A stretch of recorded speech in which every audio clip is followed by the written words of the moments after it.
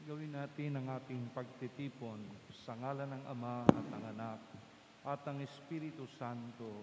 Amen. Ang pagpapala ng ating Panginoon Hesukristo, ang pag-ibig ng Diyos Ama at ang pakikipagkaisa ng Espiritu Santo naway sumainyong lahat. At sumaiyo rin. Mga kapatid, aminin natin na tayo mga makasalanan na palaging nangangailangan ng awa at patawad ng may kapal. Inaamin ko sa makapangyarihang Ihang Diyos at sa inyo, inyo mga kapatid, naloba akong nagkasala sa isip, sa salita at sa gawa, at sa aking pagkukulang.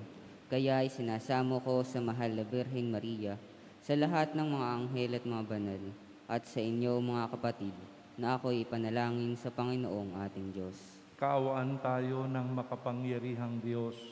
Patawarin tayo sa ating mga kasalanan at patnubayan tayo sa buhay na walang hanggan. Amen.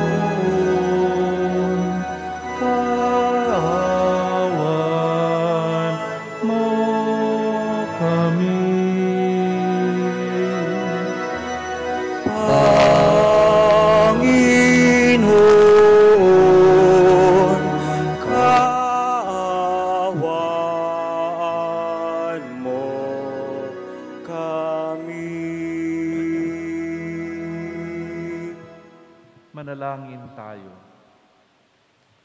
Ama naming makapangyarihan, ipagkaloob mo sa amin ang lakas upang alalayan kaming mga mahihina. Ngayong ginugunita ang mahal na Birheng Ina ng Diyos, kaming idinadalangin niya'y makabangon nawa sa pagkalugmok sa kasalanan. Iniluluhog namin ito sa pamagitan ni Hesukristo, kasama ng Espiritu Santo, magpasawalang hanggan. Amen. Magsiyo po ang lahat.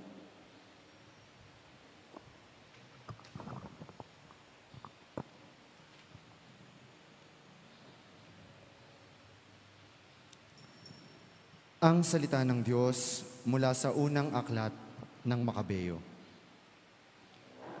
Nung mga araw na iyon, naglalakbay ang Haring Antiyongko sa mga lalawigan sa loob ng bansa. Nabalitaan niya na may lungsod na tinatawag na Elamain sa Persia. Bantog ito sa kanyamanan sa pilak at ginto. Hindi lamang iyon, pati ang templo roon ay maraming kayamanan, tulad ng mga gintong helmet, baluti, at mga sandata. Ang mga ito ay iniwan doon ni Alejandrong anak ni Haring Felipe ng Macedonia, ang kauna-unahang hari sa Gresya. Sa paghahangad ni Antiyongkong matamo ang mga kayamanang ito, binalak niyang lusubin ang lungsod.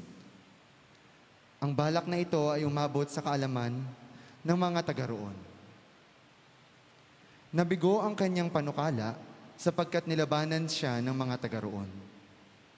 Malungkot siyang umurong at nagbalik sa Babylonia. Nasa Persia ang Haring Antiyongko nang may magbalita sa kanya na napipilan at umurong ang mga hukbong pinasalakay sa Judea. Nabalitaan din niya na si Lisias at ang malaking hukbo nito ay napaurong din ng mga Israelita. Ano pat ang mga Israelita ay bantog na sa lakas dahil sa nabihag nilang mga tauhan at kagamitan ng mga hukbong kanilang nalupig. Umabot din sa kaalaman niya na inalis na ang tinatawag niyang kalapastangan ng walang kapantay na inilagay niya sa altar sa Jerusalem, at ang templo ay pinaligiran ng mataas na pader. Pati ang kanyang lungsod ng Betsur ay iginawa ng kuta. Sa mga balitang ito'y natakot ang hari at lubhang nabahala. Bunga ng kanyang mga kabiguan, siya'y nagkasakit at naratay sa banig ng karamdaman. Maraming araw na nanaig sa kanya ang matinding kalungkutan, hanggang sa maramdaman niyang malapit na siyang mamatay. Dahil dito, tinawag niya ang lahat niyang mga kaibigan at ganito ang sinabi: "Matagal na akong di makatulog dahil sa pag-alala. Naitatanong ko sa aking sarili kung bakit ko dirananas ang ganitong kahirapan. Alam naman ninyong hindi ako mahigpit sa aking pamamahala. Ngunit naalala ko ang aking masamang ginawa sa Jerusalem. Inalis kong lahat ang mga kagamitang pilak at ginto sa templo. At ipinapatay ko ang mga mamamayan ng Judea kahit walang dahilan. Alam kong ito ang dahilan ng aking mga kahirapan. Ngayon, ako'y mamamatay sa ibang lupain." Ang salita ng Diyos. Salamat sa Diyos. Salmong tugunan, ating pong itutugon, "Poon, pupurihin kita sapagkat ako'y ligtas na." Poon, pupurihin kita sapagkat ako'y ligtas na. O Panginoon ko, buong puso kitang pasasalamatan. Ang kahangahangang ginawa mo, poon, aking isasaysay. Dahilan sa iyo, ako ay aawit na may kagalakan. Pupurihin kita, Panginoon, naming kataas-taasan. Poon, pupurihin kita sapagkat ako'y ligtas na. Makita ka lamang ay nasisiurong ang mga kaaway. Dahilan sa takot, sila'y nadarapa hanggang sa mamatay. Iyong hinatulan yaong mga hintil at mga balakyot. Alaala nila sa balat ng lupay, pinawi mong lubos. Poon, pupurihin kita sapagkat ako'y ligtas na. Itong mga hintil nahulog sa hukay na ginawa nila. Sa kanila'y bitag na sa akin ang nahuli sila. Di habang panahon napapabayaan ang napaghihirap. Maging mga api, may bagong pag-asa na muling sisikat. Poon, pupurihin kita sapagkat ako'y ligtas na. Magsitayo po ang lahat.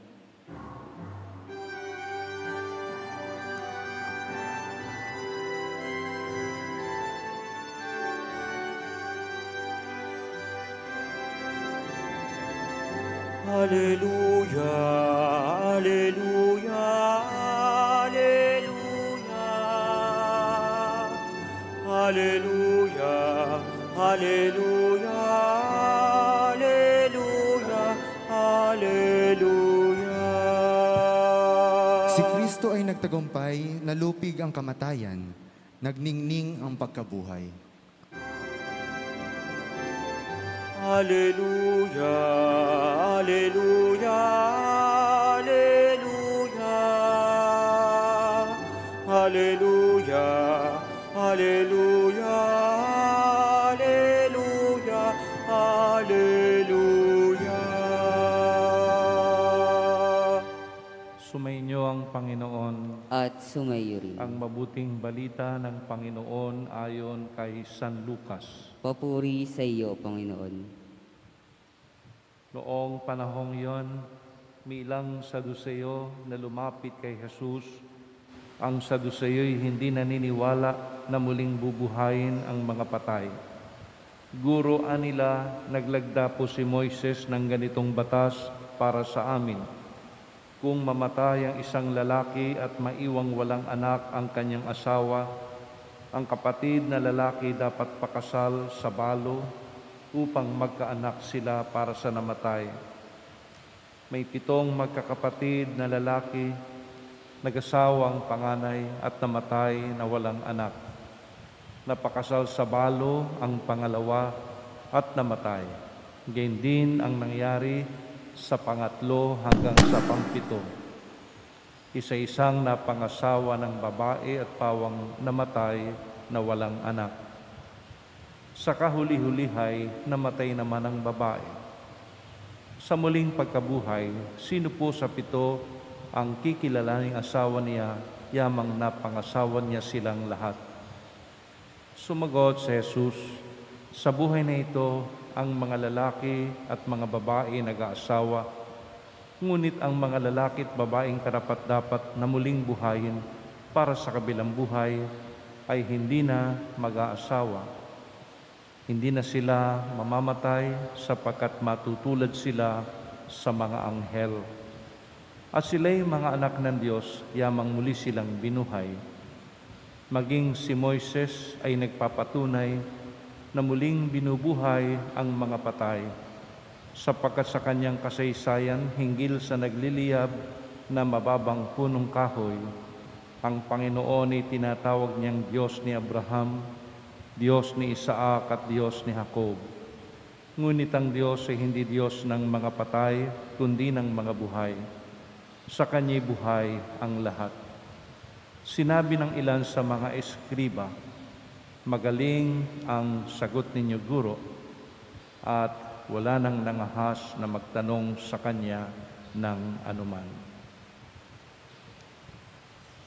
Ang mabuting balita ng Panginoon. Pinupuri ka namin, Panginoong Hesukristo. Magsiyo po ang lahat. Tingnan muna natin ang sinasabi sa atin ng salita ng Diyos, lalo ng Ebanghelyo. May binabanggit na dalawang grupo ng mga tao, ang mga Saduceo at ang mga Eskriba. Ang mga Hudyo ay napapangkat sa maraming grupo. Yung mga Pariseo, mga dalubhasa sa kautusan ni Moises. Yung mga eskriba, narinig natin ngayon, silang tagasulat ng kautusan ni Moises.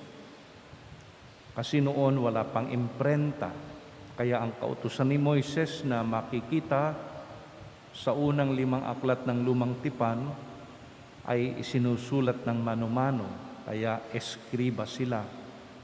Yung iba naman ay Herodiano, yung mga loyalista ni Haring Herodes. Herodiano ang tawag sa kanila. At ito ngang mga Saduceo na binabanggit sa Ebanghelyo. Anong kaibahan nila? Yung mga Saduceo hindi naniniwala na mayroong muling pagkabuhay. Ngunit mayroong muling pagkabuhay, ang sabi ng Panginoon. At talagang may muling pagkabuhay, kaya kayo naririto ngayon. Kayo ay muling magpapatalaga bilang mga lingkod ng altar. Ngunit mayroong muling pagkabuhay. Sa inyong panibagong pagtatalaga bilang mga lingkod ng altar, muli kayong nabubuhay sa paglilingkod sa Diyos. Sapagkat kung hindi kayo sa Panginoon maglilingkod, kanino kayo maglilingkod? Yan ang tandaan ninyo. Palagi, kung hindi ako sa Diyos maglilingkod, kanino ako maglilingkod? Maglilingkod ako sa tao lang? Maglilingkod ako sa kaaway ng Diyos? Kaya kailangan kayo'y maglingkod sa Panginoon. At kayo ay tinawag na maglingkod sa Panginoon mula nung kayo tumanggap ng sakramento ng binyag. Nung kayo'y pinabinyagan ng inyong mga magulang sa simbahan, ganito ang sinabi ng simbahan sa pamamagitan ng pari, nang kayo'y pinahiran ng langis, maging matatagnawa ang mga batang ito sa kanilang pakikiisa kay Kristong Hari, Pari at Propeta ngayon at magpakailanman.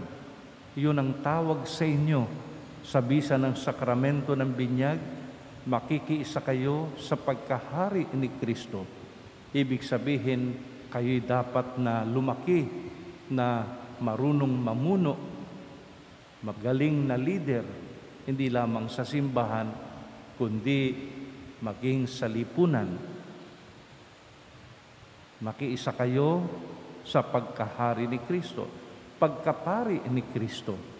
Ibig sabihin, hindi natatapos sa pagpapabanal ng sarili ang tawag sa atin, kundi ang maging daan ng kabanalan ng iba. Kaya kayo mga sakristan, hindi lamang para pabanalin ang inyong sarili, kundi maging kasangkapan ng kabanalan ng iba.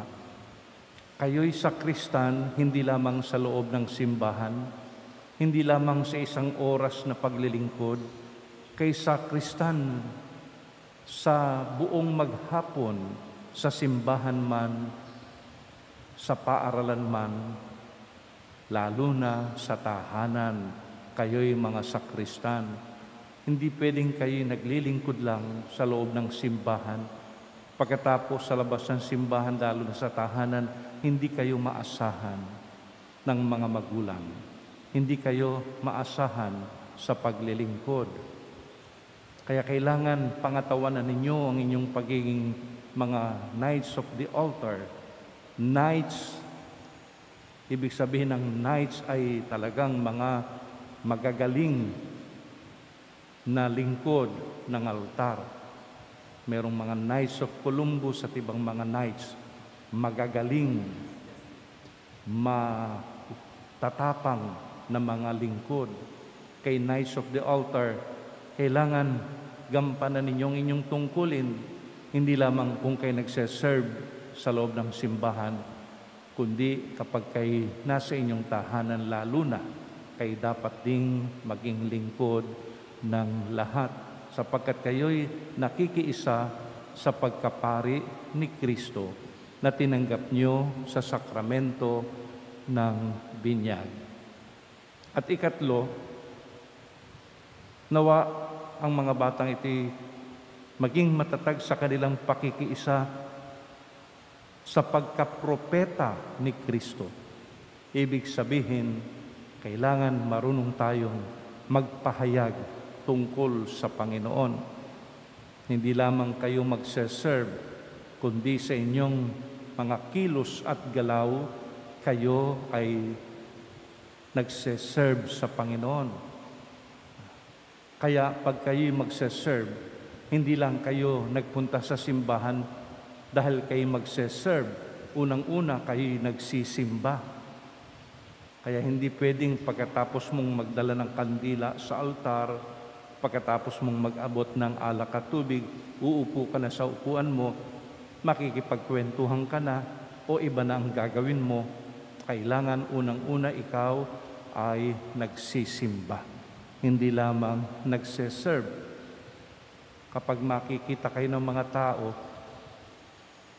ang hakbang ninyo'y maingat, ang paglalakad sa altar ay maayos, pero pagdating sa upuan ninyo'y magulo na kayo, hindi tayo nakikiisa sa pagkapropeta ni Kristo. Kailangan sa inyong kilos at galaw, sa loob ng simbahan o labas man, kayo ay matutukoy na iyan ay isang sakristan ng simbahan.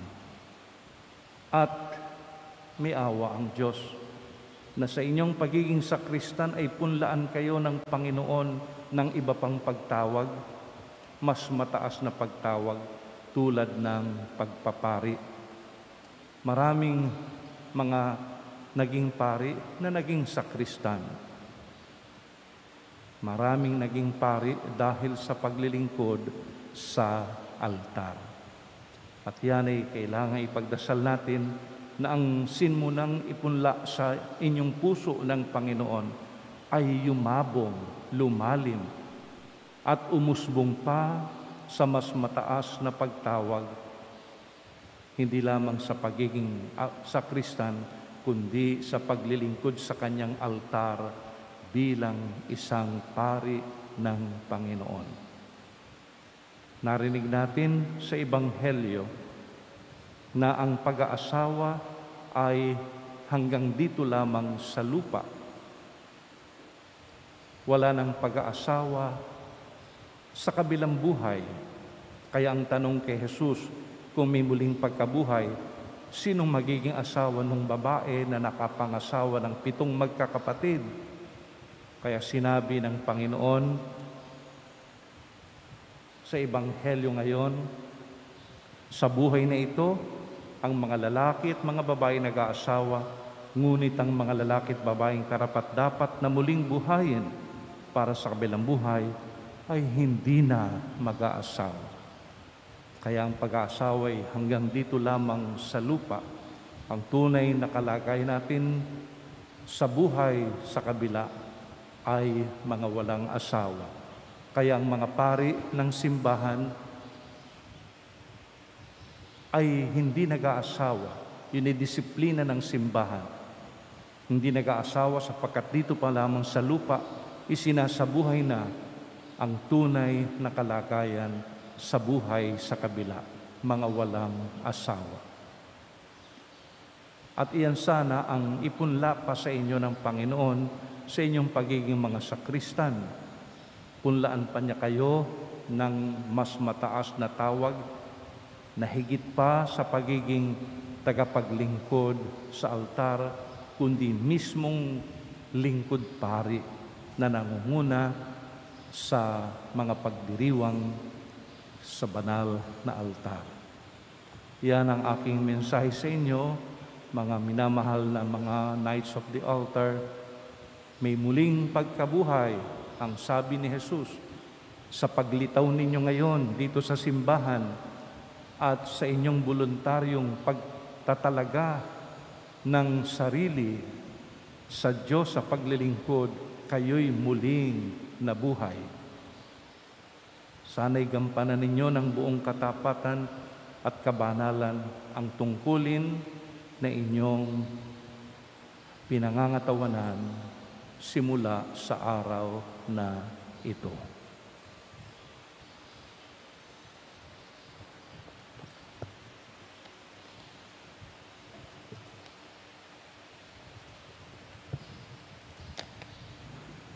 Dumalangin tayo, mga kapatid, sa Panginoon.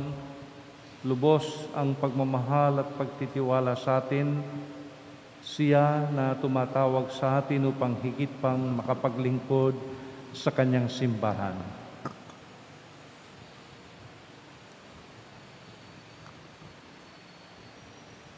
Panginoon, turuan mo kaming maglingkod tulad mo. Panginoon, turuan mo kaming maglingkod tulad mo. Para sa buong simbahan, ang makaparing sambayanan ng mga binyagan, upang palagian niyang pagsikapang makapagparangalan ng ngalang banal ng ating poong mahal, manalangin tayo sa Panginoon. Panginoon, turuan mo kaming maglingkod tulad mo.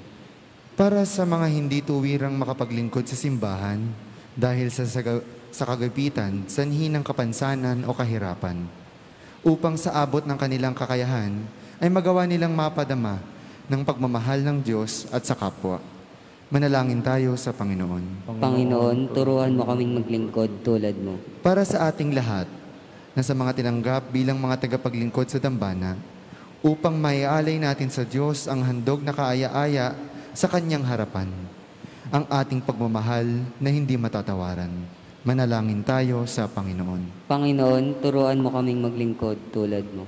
Para sa lahat ng mga kabataan dito sa ating parokya ni San Andres de Norsagaray, upang sila'y tawagin din at tumugon din sa pagtawag ng Panginoon sa paglilingkod sa simbahan sa iba't ibang paraan, manalangin tayo sa Panginoon.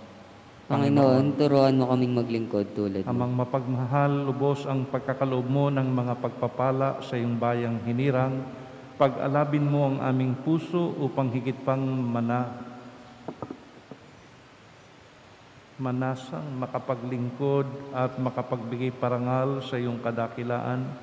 Hinihiling namin ito sa pamagitan ni Jesucristo, ang aming dakilang pari. Amen. Magsiyo po ang lahat.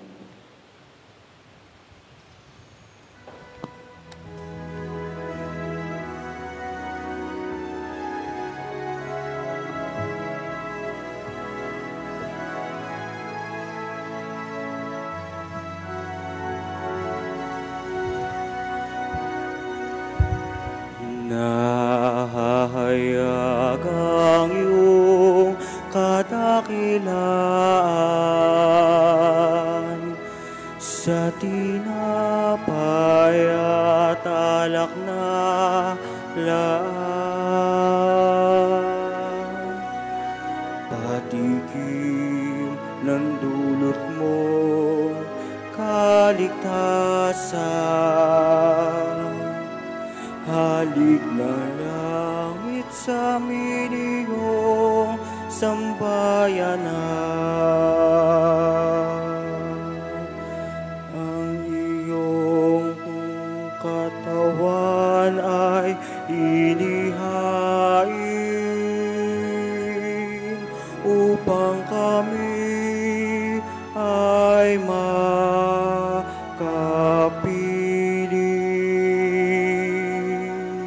Pagliligtas mo ngayon inaalala, pasasalamat sa iyong dambana. Nahahayag ang iyong kadakilaan sa tinapay at alak na laan. Patikim ng dulot mo kaligtasan. Halik na langit sa amin iyong sambayanan. Ang iyong dugo ay umapaw, panginising puso namin ipos. Pagmamahal mo ngayon natama sa pagsama bawat gunita.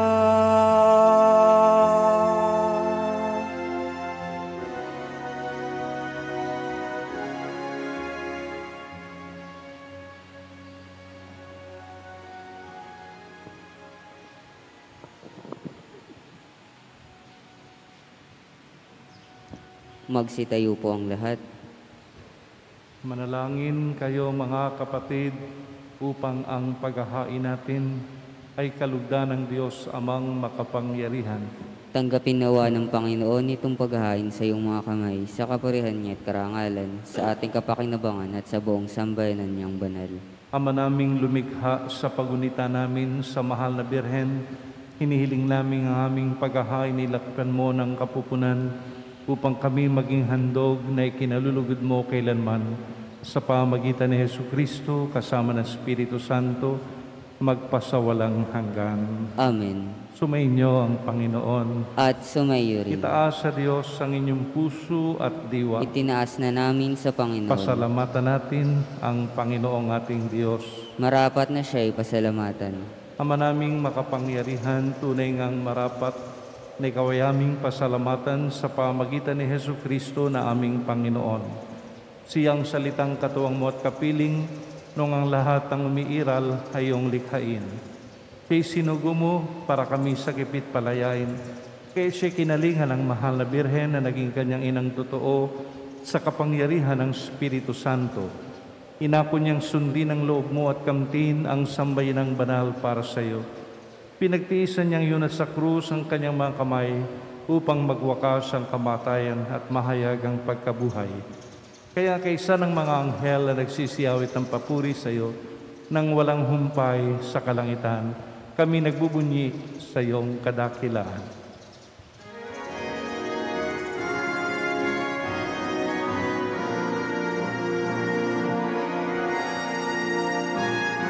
Santo, Santo, Santo, Panginoong ng mga hukbo.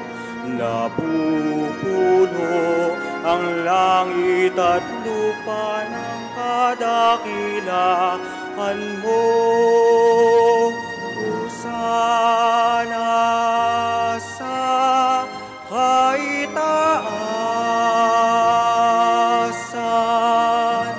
pinagpala ang naparirito sa ngalan ng Panginoon. Hosana sa kaitaasan.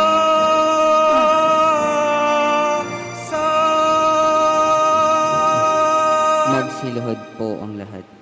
Ama naming banal, ikaw ang bukal ng tanang kabanalan, kaya't sa pamagitan ng iyong Espiritu, gawin mong banal ang mga kaloob na ito upang para sa amin ay maging katawan at dugo ng aming Panginoong Hesu Kristo. Bago niya pinagtiis ang kusang loob na maging handog, hinawakan niyang tinapay, pinasalamatan kanya, pinaghati-hati niya iyon. Iniyabot sa kanyang mga alagad at sinabi, tanggapin ninyong lahat ito at kanin itong aking katawan na ihahandog para sa inyo.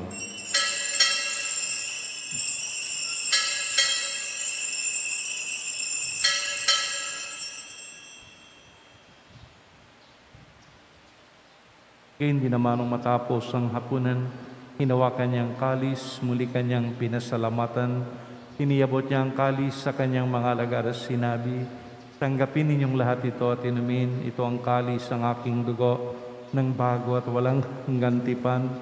Ang aking dugo ni bubuhos para sa inyo at para sa lahat sa kapagpapatawad ng mga kasalanan.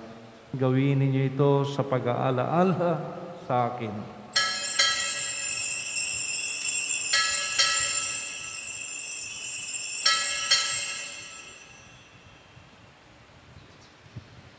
Magsitayo po ang lahat. Ipagbunyi natin ang misteryo ng pananampalataya.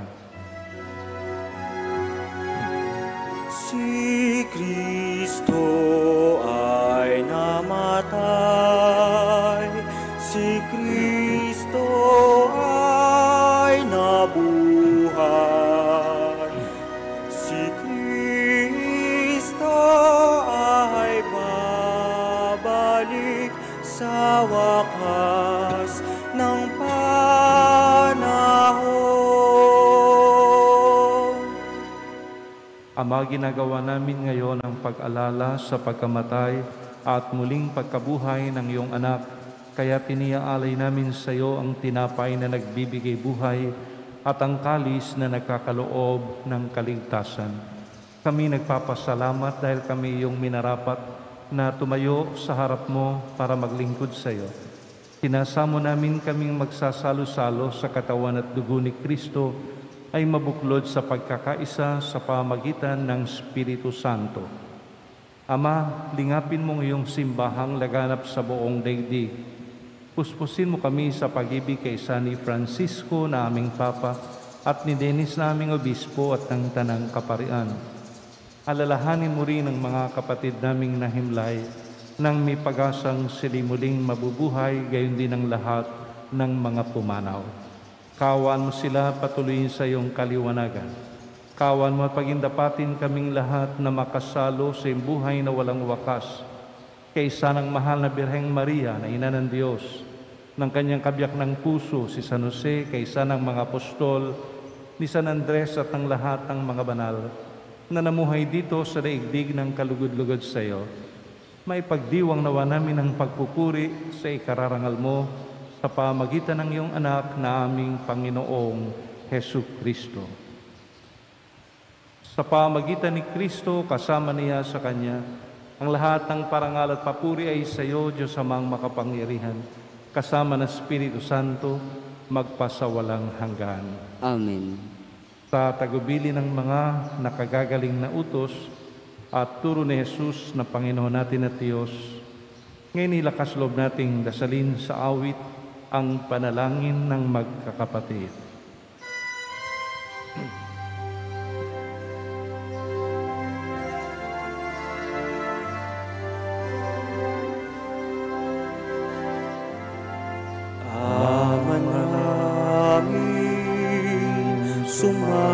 nasa langit ka.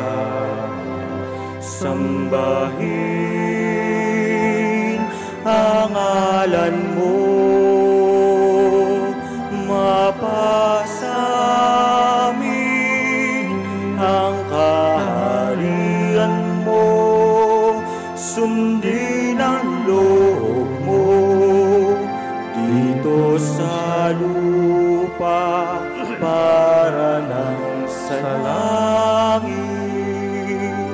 Bigyan mo kami ngayon ng aming kakanin sa araw-araw, at patawarin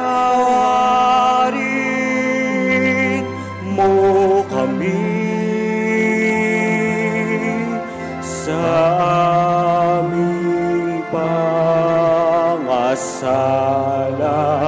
para ng pagpapatawad namin sa nakakasala sa amin, at huwag mo kaming ipahintulot sa tukso, at iadya mo kami sa lahat ng masama.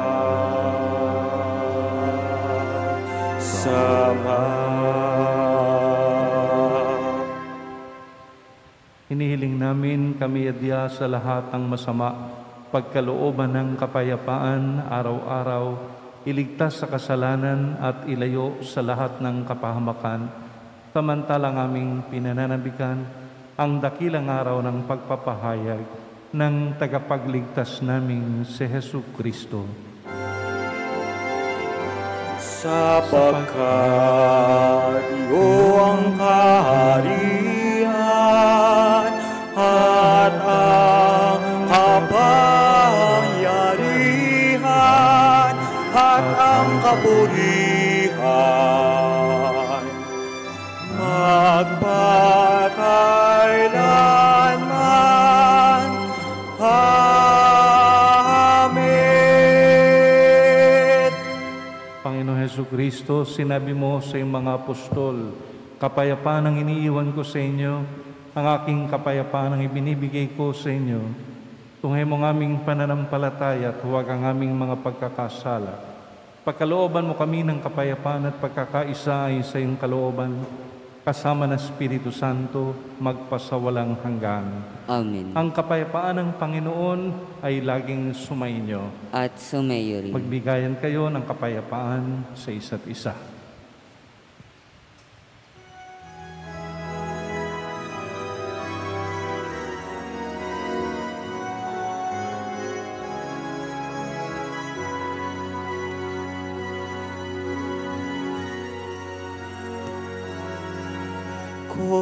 Kordero ng Diyos na nag-aalis ng mga kasalanan ng sanlibutan, maawa ka sa amin. Kordero ng Diyos na nag-aalis ng mga kasalanan ng sanlibutan, maawa ka sa amin. Kordero ng Diyos na nag-aalis ng mga kasalanan ng sanlibutan, ipagkaloob mo sa amin ang iyong kapayapaan. iluhod po ang lahat.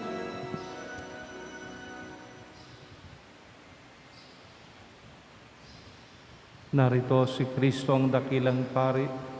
Sumunod tayo at maglingkod sa Kanya. Panginoon, hindi ako karapat-dapat na magpatuloy sa iyo, ngunit sa isang salita mo lamang ay gagaling na ako.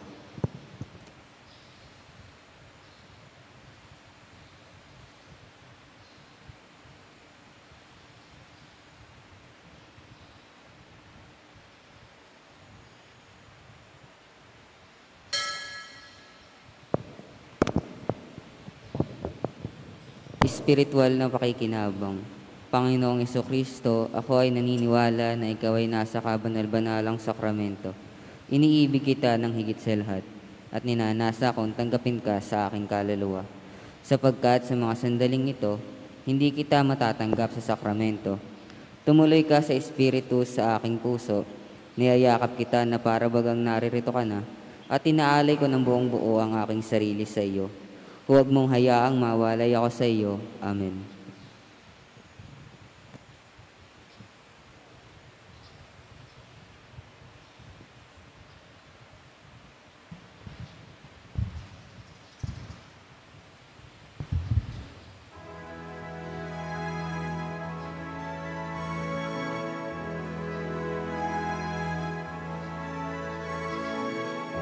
Magandang dilag na pumukaw ng aming puso at ng diwa. Hinirang ng Diyos maging ina ni Jesus na tumubo sa sanlibutan.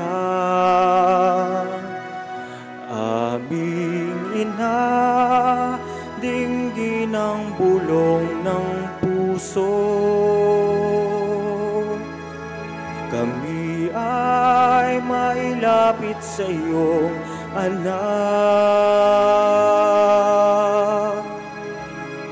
Hapis namin ay iyong patamisin upang makamtan ligaya mo't angkin.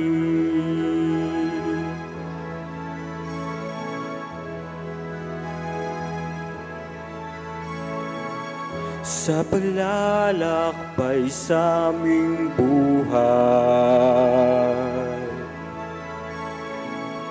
kami ay iyong samahan.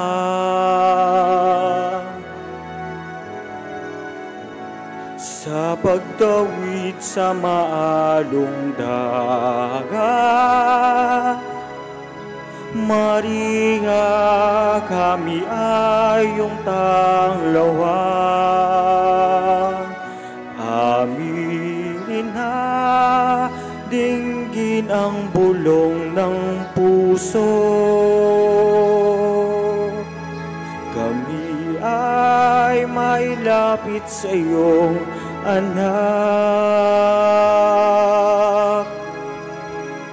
Hapis namin ay iyong patamisin upang makamtan ligaya mo't angkin. O aming ina, Birheng Maria, ilapit kami kay Jesus na iyong anak. Iyong anak, aming ina, dinggin mo bulong ng puso. Kami ay mailapit sa iyong anak. Hapis namin ay iyong patamisin upang makamtan ligaya mo angkin.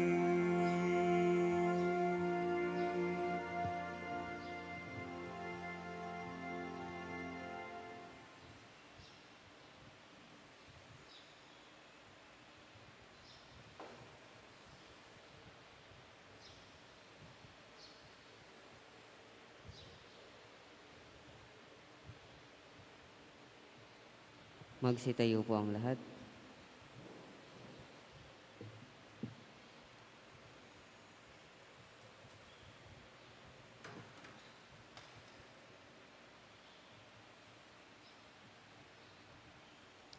Manalangin tayo. Ama naming mapagmahal, ang aming pagsasalo sa haing nagbibigay buhay, sa pagunita namin sa mahal na ina ng iyong anak, ay magdulutawa sa amin ng iyong kagandahang loob upang lagi naming madama ang iyong paglingap sa pamagitan ni Jesucristo, kasama ng Espiritu Santo, magpasawalang hanggan. Amen.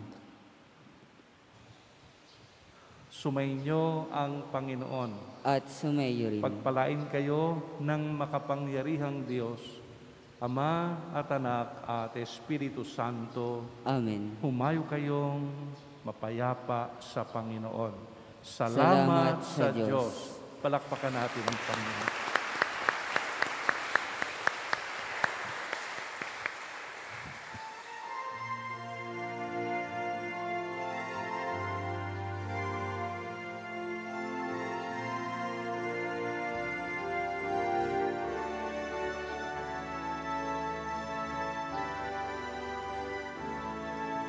Mister